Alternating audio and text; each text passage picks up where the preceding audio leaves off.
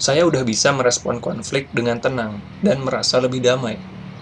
Tapi, self-talk atau afirmasi yang ada di kepala saya masih suka negatif. Misalnya, suka nggak sadar bilang, susah banget cari ide yang bagus. Kayaknya saya nggak mampu deh. Nah, self-talk atau afirmasi sama seperti doa yang kita ucapin berkali-kali, sampai nantinya bisa jadi kenyataan. Kayaknya self-talk atau afirmasi itu berpengaruh ke cara kita menjalani hidup deh. Kalau afirmasinya positif, hidup jadi positif. Ngomong-ngomong tentang hidup yang positif, saya suka penasaran sama orang-orang yang selalu tampak positif dan adem. Salah satunya adalah Pak Faiz. Hidupnya tampak tenang, bicaranya menenangkan, sikapnya ngademin. Beliau sering bahas soal filsafat dan hal-hal spiritual. Kira-kira Pendidik apa yang memang bikin Pak nggak Faiz bahasanya bisa setenang, filsafat itu sepositif, ada dan seadem itu ya? momen-momennya menarik di Mungkin self-talk Pak Faiz selalu berkaitan dengan ketenangan. Karena kata-kata yang keluar dari mulutnya pun bisa menenangkan orang lain. Makanya, ia selalu tampak tenang dan adem. Self-talk atau afirmasi positif melahirkan sikap dan hasil yang positif. Lalu saya coba searching lagi soal teknik afirmasi. Kayaknya saya perlu mengisi hari-hari saya dengan self-talk atau afirmasi yang positif, biar pikiran dan perasaan saya terfokuskan ke hal-hal yang positif.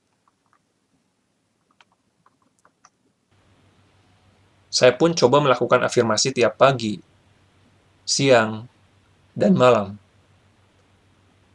Saya fokus ke satu afirmasi dulu.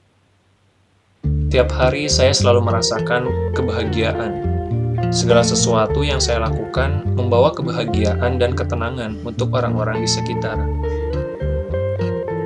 Uang datang kepada saya secara berlimpah dari berbagai arah. Saya menggunakannya untuk kebaikan.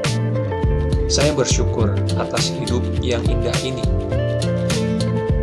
Dari kebiasaan melakukan afirmasi, saya jadi belajar buat melihat hidup dari kacamata Tuhan, atau God's point of view. Karena Tuhan selalu punya intensi positif dari setiap kejadian yang dikehendakinya. Nah, afirmasi ini bantu saya meyakini intensi positif dari hidup. Ternyata hidup itu indah ketika kita meyakininya. Lambat laun, self-talk saya pun berkurang. Tapi, kok efeknya belum benar-benar kerasa ya? Lalu saya iseng lihat-lihat tanaman melon di luar rumah. Setelah nunggu beberapa lama, akhirnya melon itu berbuah juga. Kalau nanam sendiri, prosesnya memang lama. Lebih lama daripada beli ke toko buah. Kayaknya saya perlu nerapin afirmasi ini seperti nanam buah melon.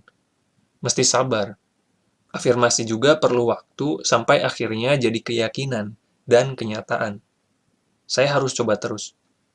Wah, melihat hidup dari kacamata Tuhan dan melakukan afirmasi yang positif memang menarik. Saya jadi lebih nge-flow. Biar Tuhan aja deh yang ngatur hidup. Saya fokus memantaskan diri aja dengan banyakin afirmasi positif. Bukankah Tuhan itu sesuai prasangka hambanya? Akhirnya, proses afirmasi yang saya lakukan beberapa hari membuahkan hasil. Efeknya mulai kerasa. Keajaiban-keajaiban mulai bermunculan di hidup saya.